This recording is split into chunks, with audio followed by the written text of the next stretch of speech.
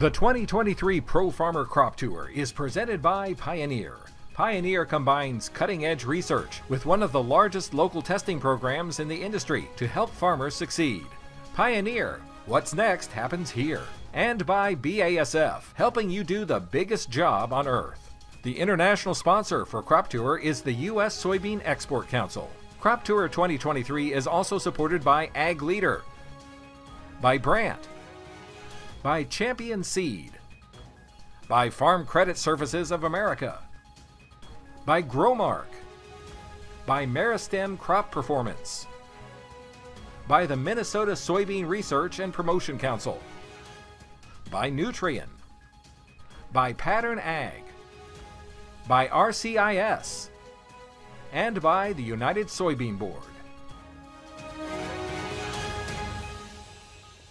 Hello and welcome once again to Crop Tour Live. I'm Clinton Griffiths and this is the final day of the Pro Farmer Crop Tour. Now the western leg of the tour traveling from Spencer, Iowa to Rochester, Minnesota, while the eastern leg moving from Iowa City, now joining the Western Scouts there in Rochester. The two legs now one, enjoying some cool down time after a hot day checking corn and soybeans in the northern and eastern parts of Iowa and southern Minnesota. All waiting on those final numbers gathered over 2 days in Iowa and today's numbers from Minnesota. And we're about to reveal those average calculations. But first, let's bring in our two tour leaders now together as well. Brian Grady, the editor of Pro Farmer, in charge of the eastern leg. And for the West, the host of AgriTalk, Chip Flory. Guys, Scout's got an eyeful today when it comes to the impact of that heat and the dryness on these crops. Brian, why don't we start with you? Just real quick, a synopsis of what you saw on the eastern route. Well, what a difference 5 days make. When I left for Crop Tour on Saturday, everything looked decent to pretty good in eastern Iowa. And today, boy, stark difference. Just that heat absolutely hammered the crops and just vast difference in the 5 days of what I was gone there. All right, Chip, and for you, we got about 20 seconds on the western leg. Yep. Yeah, we saw a really decent crop in southwest Minnesota today, but as we continued to make our way to the east, it went downhill in south central Minnesota, and by the time we got over to the southeast part of the state, Clinton, it was toast in the southeast part of Minnesota today. All right, well, let's start in Minnesota. I do believe it is very close to the top of the hour. Give us those numbers. You bet. When we finished up in Minnesota, 181.34.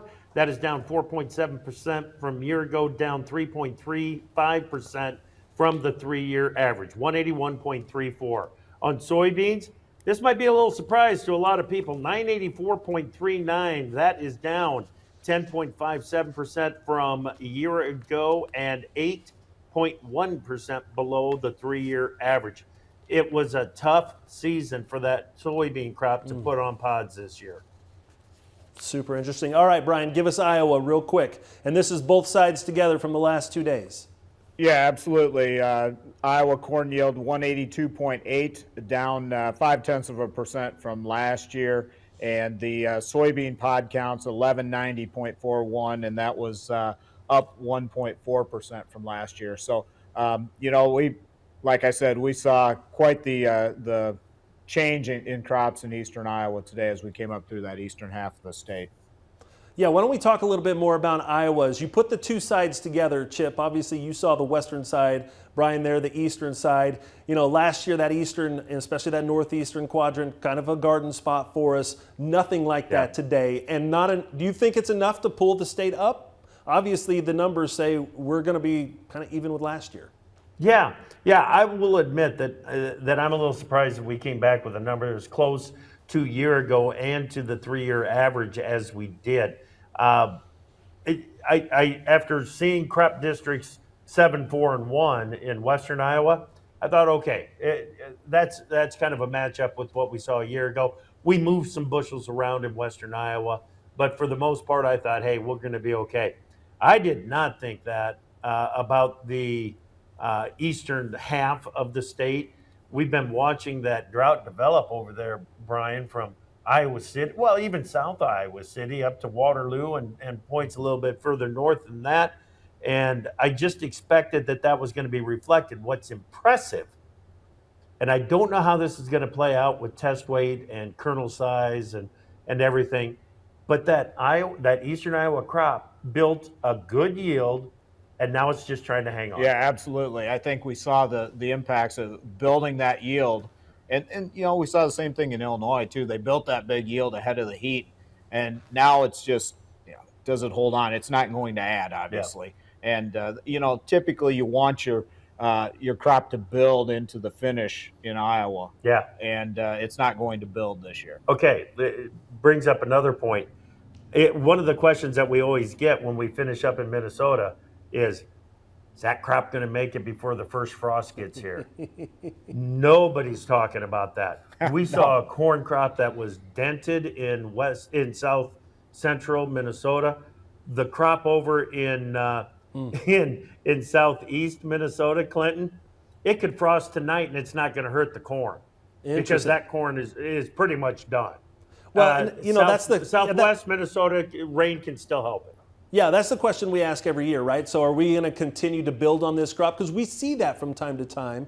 But this year, you're saying Minnesota, you feel like we were looking at it. Oh, we were looking at yield, not potential on the corn crop. Absolutely. Yeah. What about on beans? What are your thoughts? I think the Minnesota bean crop would benefit greatly if it would start raining tonight. But with the kind of moisture that we've got on the Minnesota crop or available to the Minnesota crop right now, that doesn't look very promising. Plus, the overnight temperature is going to take some of the top end off of the corn as we go through the rest of the week here, and it's just not good finishing weather. You want to slow cook it, crock pot kind of stuff for this Minnesota crop at this time of the year, and it's in the broiler. It's going to have a tough time. Brian, I feel like a lot of years we talk about Ohio and Minnesota being kind of those outliers to go along with Illinois and Iowa that, if they have a pretty good year, then that can sure kind of, pull things along with it. But it doesn't sound like maybe Ohio's pretty good, not crazy good, pretty good. But you look at Minnesota, Ohio's not good. this year. Clinton, Ohio's good, and they got rains. Okay, and they got rains They're overnight. good. Ohio is the star of the show on Crop Tour this week. So yeah. I'm not worried about Ohio. The maturity was the issue in Ohio. And, they don't have to worry as much about that first frost as some of the others just based on geography and where it's located. It doesn't mean it's not a factor at all, but they don't have to worry as much as we do here in the Western Corn Belt. Minnesota going to pull us up and as far as national yield goes this year or pull us down? The way things look right now, it's got to be better than this 181 that we saw in Minnesota to really help pull up the national average yield.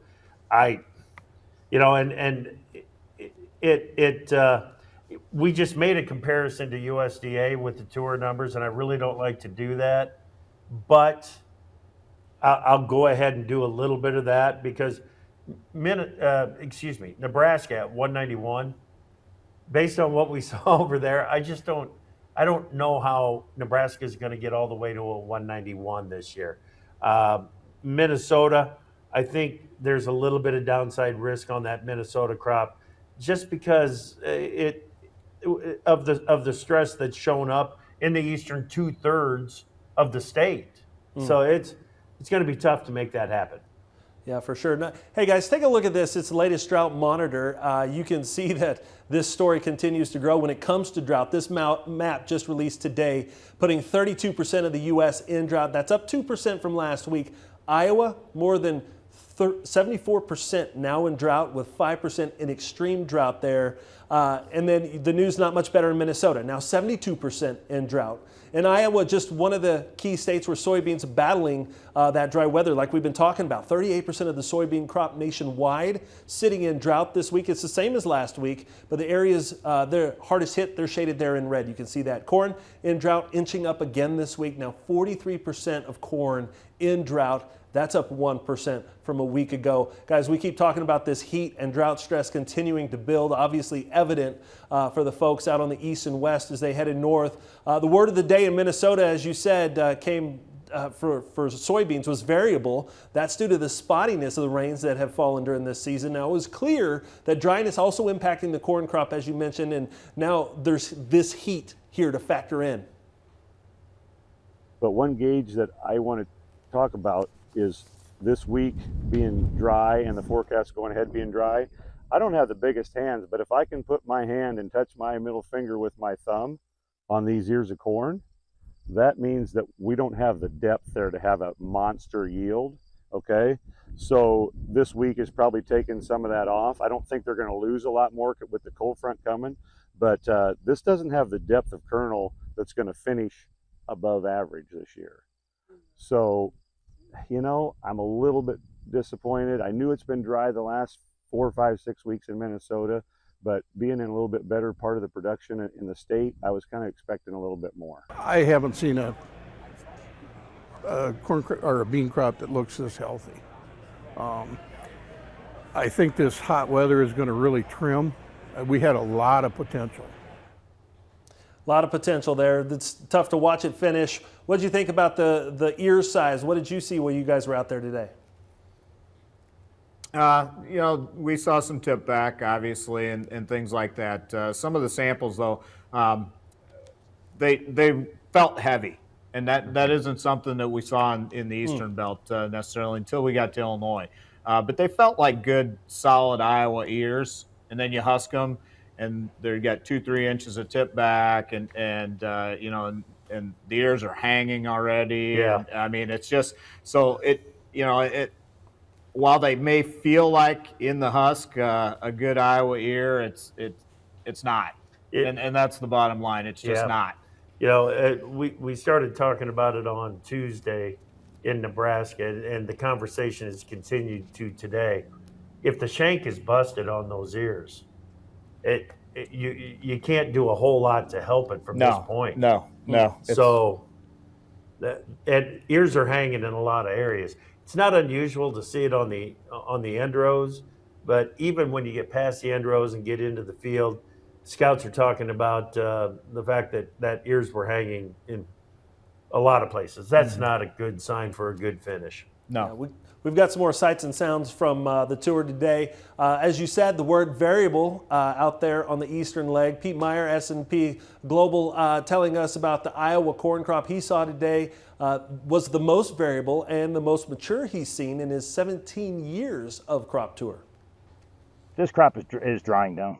This crop just didn't get enough moisture, and it ran out of energy. Let's not forget that a lot of this crop was put under some pretty good heat stress earlier in the season, which accelerated the maturation process. The soybeans actually that we've seen here in Iowa are a little bit better than we saw in Illinois, and by that I mean there are more pods on the secondary stems, or whatever you want to call it. The primary stem has most of the beans still, but we do see some additional beans on the secondary stems. That being said, the numbers are, I would say, average, and it's very hard not to notice that these fields are turning yellow. Yeah, that's not something we talk about a lot, fellas, that we see yellow fields on crop tour. Thoughts on that, some perspective for us. Well, you want it to be dark green, period. End of story. That's what you want. And one of the things that really stuck out to me on Wednesday in Western Iowa was every shade of green, every shade of yellow, and even some shades of brown out there in that bean crop. Yeah, in Eastern Iowa, there's still plenty of dark green, but there's patches of yellow here, and some of the fields are mostly yellow, and it's just, it doesn't look like the third week of August. No. I can tell you that. You know, it roll the calendar forward a month, and that's probably what you would expect. And so definitely been pushed, really pushed hard this week. All right, guys, as you sum it up, you've done it for this week. Give me some final thoughts on what you witnessed as you went across 7 states once again, did crop tour. Here we are. Well, I'll go first, I guess. Yeah. I was most impressed with Monday. I started out Monday, and I'm like, wow, Ohio. Yeah. You know, it used to be a hit or miss state. I've said that a million times. It's hit or miss. There's hits out there this year in Ohio, and there's a lot of hits. And then we got into Indiana, and the corn yield came back less than what Ohio's was. And then I really became impressed with Ohio because while we don't do comparisons to USDA put a record corn yield on Indiana this year. Then we moved into Illinois, and it was all over the place. And Illinois, obviously, #2 corn producer, and you want it to be as consistent as it can be. And the big years are as consistent, or really consistent, and we didn't see that all over the place. But the maturity was better, and it was a good Illinois corn crop. It probably wasn't a great Illinois corn crop, and last year was a record, and it won't beat last year's record, that's for sure. And then Iowa, oof! I mean, it was worse than I anticipated from being gone 5 days. There's no way that Brian and I should be sitting up here after 4 days in 7 states and know so little about where this corn crop's going to end up and where this bean crop's going to end up. And the only reason that I'm saying that is because, like I said, we were watching a bean crop die in Nebraska. It wasn't that bad in Iowa, but there's some issues with that bean crop as well. Minnesota, I was hoping that maybe the western half of the state was going to bail us out a little bit. Not really. And there's just not enough acres in Ohio. It's a great looking crop. Yeah. But there's just not enough acres in Ohio, and not even enough in Indiana, for the far eastern corn belt to be the knight in shining armor and come in and save this thing. Well, and Minnesota's pod count to be the lowest of the 7 states that we sampled from, and not just the lowest, but the lowest by a lot. By a lot. was shocking. I mean, absolutely shocking when I saw that number. And the thing that I'm going to remember about the 2023 tour is normally it's like all about corn. All I want to talk about is corn. Soybeans, we'll figure it out. But this is the bean year for me. I'm going to remember this year because of the bean crop and just how vulnerable it is to a kind of a late season collapse. It's got me more than a bit concerned. Yeah, super. Well, you know what, Chip? That's a perfect segue. We've got at least one more thing to put in your memory bank as you take 2023 into the future here. There's a farmer in Georgia turning some heads today. Lee County producer Alex Harrell just harvesting what's being considered the biggest soybean yield in ag history, a whopping 206.7997 bushels to the acre. Now that's how much? 206.7997 bushels to the acre. Now that shatters the previous world record of 190.23 set back in 2019 by another farmer there in Georgia. Now with a University of Georgia Extension agent along for the ride in the cab, they watched the big numbers come across the yield monitor, everything double checked, verified by the university. Chris Bennett talked with Alex last night about how he grew those bin-busting beans. That story's up on agweb.com right now. Super impressive. And when you want to talk about pod counts and the number of pods in a field, it's just unbelievable what you see there. Yeah, I'm not making a check in that field. I'm going down the road. Take too long to count that one out. Take too long to count it out. That's right. All right. Well, tomorrow, Pro Farmer will release its national production estimates. Brian, why don't you give us a rundown of what happens tomorrow? Yeah, absolutely, Clinton. So Monday through Thursday, everything you've seen the 3 previous days and today is crop tour data, raw data. We go into fields, we pull samples. It goes into spreadsheets and it kicks out the averages that you see on the screen, so that's crop tour data. On Friday at 1:30 Central Time, Pro Farmer releases our U.S. corn and soybean crop estimates, and we take into account crop tour data. We take into account areas outside of where we sample from on crop tour. We take into account how we think the crops will finish. We take into account any other factor. Acreage changes, so we go through FSA acreage data, certified acreage data, and make adjustments if we feel like they're necessary, and all those factors. We talk to farmers in states outside of the crop tour, obviously, and we come up with those estimates. But those estimates are pro farmer estimates. They're different from crop tour data, two different sets of numbers. And then, Chip, you're going to talk with Brian on AgriTalk tomorrow afternoon, right? Break it all down. Yeah, go through it? absolutely. We'll get it back on AgriTalk one more time this week, and we'll spend 3/4 of the show with Brian talking about the states and what he's going to remember most about the 2023 tour. All right, guys. Well, sure appreciate it. We're going to send you back into the big room there to answer all the tough questions waiting for you. Sure appreciate your time and jumping on here for Pro Farmer Crop Tour live each and every night. And thanks to everyone. We hope you have a great 2023 and a very safe harvest. We'll see you again next year. The 2023 Pro Farmer Crop Tour is presented by Pioneer. Pioneer combines cutting-edge research with one of the largest local testing programs in the industry to help farmers succeed. Pioneer, what's next happens here. And by BASF, helping you do the biggest job on earth. The international sponsor for Crop Tour is the U.S. Soybean Export Council. Crop Tour 2023 is also supported by Ag Leader, by Brandt, by Champion Seed, by Farm Credit Services of America, by Growmark, by Meristem Crop Performance, by the Minnesota Soybean Research and Promotion Council, by Nutrien, by Pattern Ag, by RCIS, and by the United Soybean Board.